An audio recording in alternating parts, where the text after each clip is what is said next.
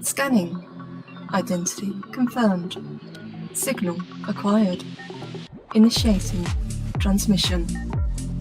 Stand by. Contacting Imperial High Council. Initiating Project Storytime. Greetings, members of the Imperial High Council. Today we will continue our look at Star Trek Enterprise. We start with eating. What a shock. Trip, Phlox, and T'Pol are talking about how the crew just got stuff sent from the schools back home. Ignoring the fact that the Enterprise is the fastest ship humans have ever built, and they are supposed to be out further than any humans have ever gone, so how the hell did they even get this shipment? Maybe it was just the files sent, and Trip broke out his crayons to recreate them. I do like that we get a glimpse of how Earth is reacting to having a deep space vessel. It's something that's basically ignored in all the other shows, since space travel is such commonplace. It gives the feeling that this is new. The Enterprise drops out of warp because they have discovered a comet. Archer tells Mayweather to fly close because they are going to study it. After the titles, we find out that it's the biggest comet that humans have ever seen. So naturally, the head science officer doesn't care about this incredible find at all. We then see T'Pol in her quarters reading some email, and it clearly affects her. I mean, look at the lighting change. T'Pol is engulfed in darkness as she reads this message, symbolically reflecting her feelings of its contents. Or maybe Trip knocked over his box of crayons under the warp core and it caused a power outage. Both are possible. Later, we see Trip and T'Pol in the mess hall. Trip gets a piece of pecan pie and asks T'Pol if she'd like a bite. She refuses, saying it's nothing but sugar, which leads Trip to say, "May not be good for the body, but it sure is good for the soul." T'Pol looks distracted, and Trip says, "You all right?" I'm fine, Commander. Uh-oh, you don't get to be married for the better part of a decade and not know what that means. Meanwhile, back to the plot. It turns out that this comet has a very rare mineral. So rare that even the Vulcans haven't been able to study it. Well, science officer, glad we didn't skip this find now, huh? They talk about how to get some samples. It's too deep to beam any of it out, but they could land on it and drill. Reed and Mayweather are going to make history by landing on a comet. Neat. Hoshi detects a Vulcan ship nearby. The Vulcan captain, Vanek, tells Archer that he is watching how the humans handle this find. Archer is put off by this. In private, Archer asks T'Pol what is going on. Seems like the Vulcans have been following Enterprise for a while now. Remember 3 weeks ago, the planetary nebula? That was nothing more than a survey ship. They found a planetary nebula and didn't think we would have liked to have seen that? Anyway, you guys could have had this loose storyline spanning a couple of episodes where the Vulcans are constantly watching them, and then have it come to a head here. It would have fit in perfectly, since in the last episode, Archer did give away the location of a Vulcan spy network to the Andorians. So now the Vulcans are keeping an eye on Enterprise in response. It makes total sense. But they didn't do that. T'Pol dismisses Archer's concerns. Archer says, If Vanek is the kind of guy who likes to watch, let him. I'm sure that phrase has been said many times in Hollywood. We then have Reed and Mayweather launch and approach the comet. This is where the episode excels. Dominic Keating and Anthony Montgomery really sell this as a monumental moment, not just in their lives, but human history. The first two men to ever walk on a comet. They are going to place charges to cut through the ice so they can drill out some of the rare mineral. Back on Enterprise, Trip and Hoshi have picked up a coded message from the Vulcan ship. The message was sent directly to T'Pol's quarters. Trip informs Archer, and he's clearly hurt by this news. He orders Trip to have Hoshi decode the message. We now get a scene that works in theory. I love the idea of this, but there are so many little problems with it. In keeping with the supplies that somehow got to Enterprise, they are sending a video message to the kiddos back home. I love this idea. It just fails at multiple levels. For starters, it's a very long scene. Over 6 minutes. That's a very long time in a TV show. Another issue is this isn't a message for all of Earth's kids. It's addressed to one class. To the students of Ms. Malvin's 4th grade class at the Worley Elementary School in Kenmare, County Kerry, Ireland. Why not just take the letters from the kids and answer the most frequently asked questions, and then address all the children of Earth? Why just the one class at one school? The questions are about what kind of food they eat, how do they talk to aliens, and then Trip gets a poo question. So the waste is broken down into little molecules. And then they get transformed into any number of things we can use on the ship. Cargo containers, insulation, boots, you name it. Wow, they can turn crap into anything? I guess they must work in Hollywood. Back to the guys that might be wearing spacesuits made from human waste. As Reed is working on the placement of the charges, Mayweather builds a snowman. I admit, I like this. It helps humanize them. You can have Starfleet professionals that can still have a bit of fun. Look at the NASA astronauts. Alan Shepard played golf on the moon, and Buzz Aldrin took time to promote MTV. Just because you're professional doesn't mean you're a black hole of joy. Meanwhile, Hoshi has finished decoding the Vulcan message. She gives it to Trip and informs him that she hasn't translated it into English. She tells him to run it through the translator and he'll know what it says. Wait, what? Hoshi is the communications officer. Why doesn't this fall under her purview? Yes, Trip was the one who detected the signal, but it's a coded message. Why isn't that Hoshi's job? Anyway, Trip reads the message, and it's not any top-secret Vulcan sabotage letter. It's a very personal letter for T'Pol. The following scene, Trip is reporting to Archer about the letter. They both rightfully feel that this was an invasion of privacy, but also rightly want to know why the Vulcans sent an encrypted message instead of going through normal channels. Trip feels really guilty about this, and says that he has to tell T'Pol.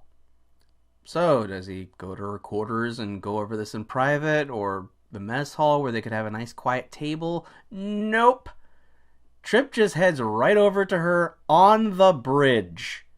T'Pol is clearly upset by this, and while Trip is fumbling on his apology, Archer calls her when he knows Trip just left him to apologize to T'Pol. What a guy. Archer wants T'Pol to invite Captain Vanek over for dinner in an attempt of being friendly so the Vulcans will stop watching the people that turned over secrets to their greatest enemy. Archer, it's completely understandable that they want to keep an eye on you. They look at you as allies, and you gave over top secret information to an enemy on a situation you know nothing about. Come on, Archer. It's not like the Vulcans are blood-sucking vampires. A little food, a little wine. Vulcans don't drink wine. T'Pol, you're not helping. Sometime later, T'Pol is in sickbay. Phlox says that T'Pol has a tension headache. He tells her that she might want to talk about whatever's on her mind to help relieve the stress. Meanwhile, Reed and Mayweather inform Enterprise that the charges are set. Archer then says something stupid. Inform the Vulcans we're about to make a very loud noise. There is no sound in space. Come on, the explosion will be completely silent. There wouldn't be any noise whatsoever.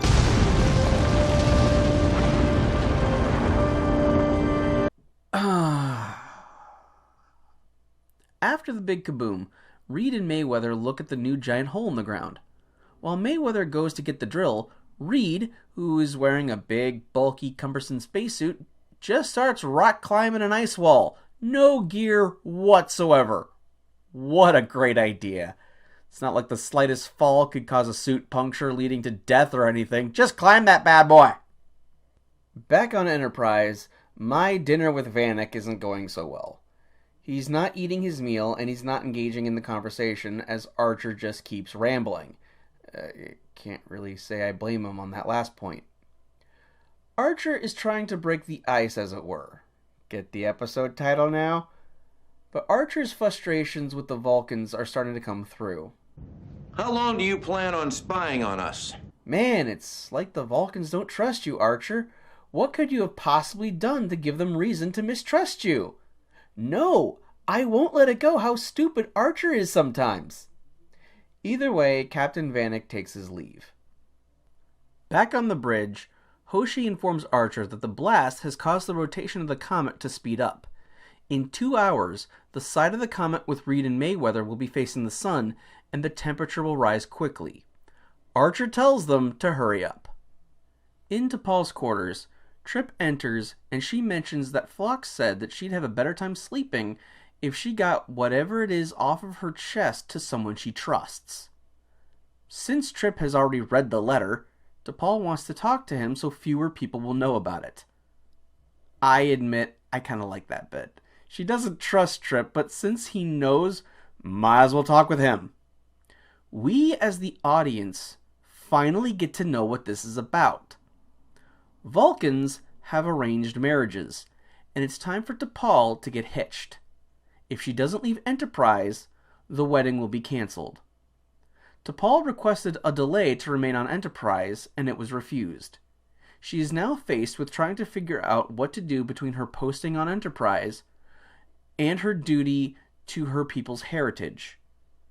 Trip asks the one thing that T'Pol is not considering. What do you want to do? T'Pol is taken back by this comment. After all, the Vulcan commitment to tradition and sense of duty is what led them out of being a brutal warlike race. Trip sees it as a personal choice. The fact that she made the request for a postponement means she really doesn't want to get married right now, a fact that Trip points out. So, what does she want to do? It's her call. T'Pol continues to see it as duty above personal desires, but I think the reason she called on Trip is because she wanted that human perspective. Back on the Comet, it's so cool being able to say that, Reed and Mayweather have collected the mineral and are preparing to leave when the ice gives way, causing Mayweather to fall and injure his knee. Gee, if only you guys had basic rock climbing equipment or even a damn ladder.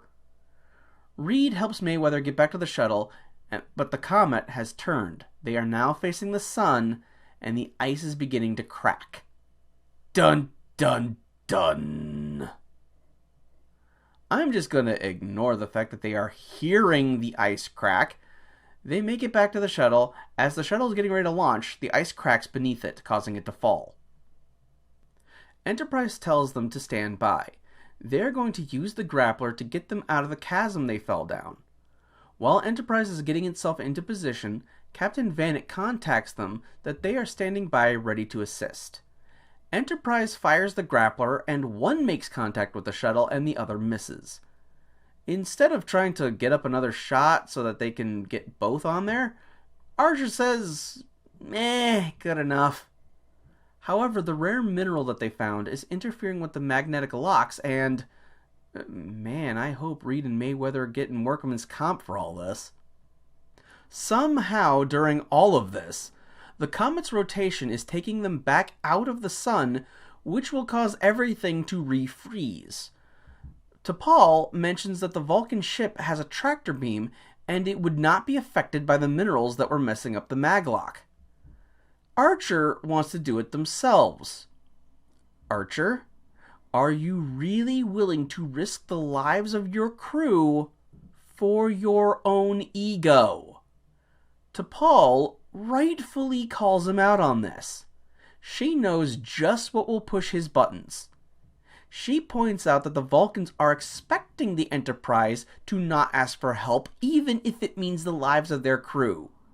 Prove the Vulcans wrong by admitting you're a failure. So, the Vulcans save the day, and Archer thanks them through grinded teeth. Vanek says his goodbyes, and Trip goes to DePaul and says that she doesn't have much time to make her choice, and to either join the Vulcan ship or stay on Enterprise. DePaul requests permission to send a letter to Vanek's ship, signaling that she's made her decision to stay on board. We see her eating a piece of some very stale-looking pecan pie. The end. This episode gets a trope rating of 1 for shuttle crash. This is a bit bizarre, but the last 2 times we had a shuttle crash, they were both for shuttles that had already landed. The good. The acting.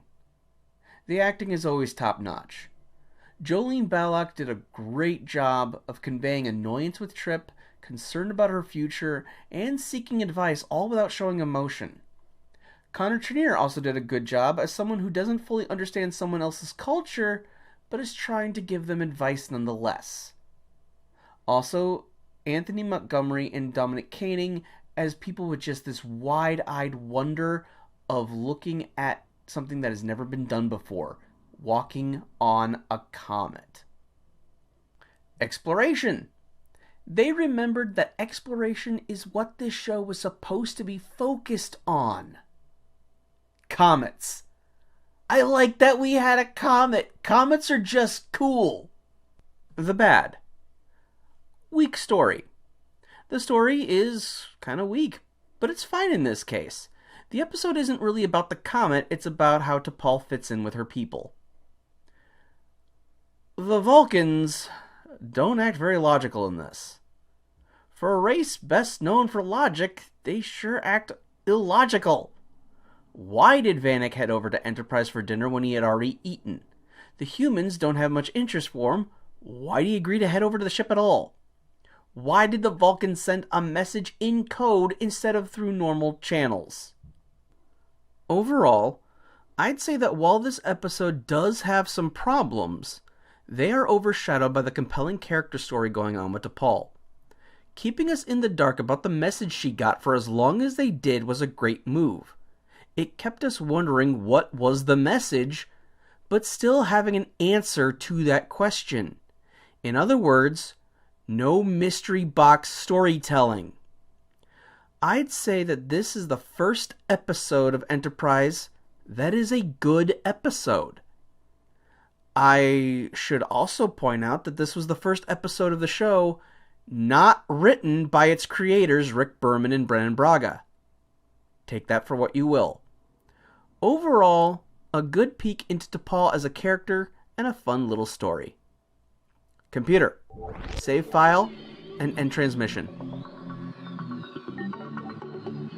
Affirmative. Processing.